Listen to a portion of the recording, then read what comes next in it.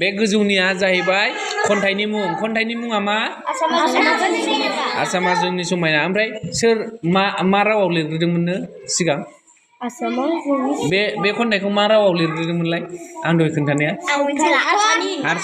हारसानि लिरग्रोदोंमोननो सोर लिरदोंमोननो डक्टर भुपेन हाजरिका राव दानस्लायगिरिया सोरमोन बर'नि सोर लिरखो सोर दानस्लायखो बिरुपक्षागिरि बसुमतारी दानिया ज'यै फरायनोसै दे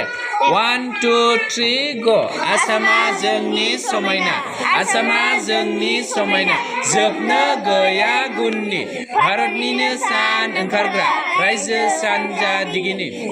अराय जिउ नागिरब्लाबो सान हर बेसेबा गोबां आसामनि बादि मोननो थाङा हासार गोनां हा एसेबां अराय गोजोनथाव सोमखोर आबहावाया नोंनि भारतनिनो सान ओंखारग्रा रायजो सानजा दिगिनि बैसागुआव जोंनिनो बिमा मुस्रा जाना गिदिङो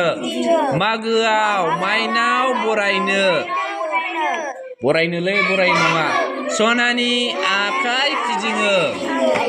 नैबेयाव नायदो दुफांनि मोनाया हाथरखिजों खानाय साजायो आइनि भारतनिनो सान ओंखारग्रा रायजो सानजा दिगिनि हाजो हायेन खौसे खालामग्रा जायख्लं बादि नुयो नोंनि रावनि अननायफोरा गोरोबनायनि सायखं लुयो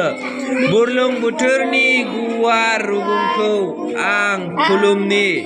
जोनोम मोनबाय बेयावनो थैनायाबो जाथों बेयावनो बुजिबाय दा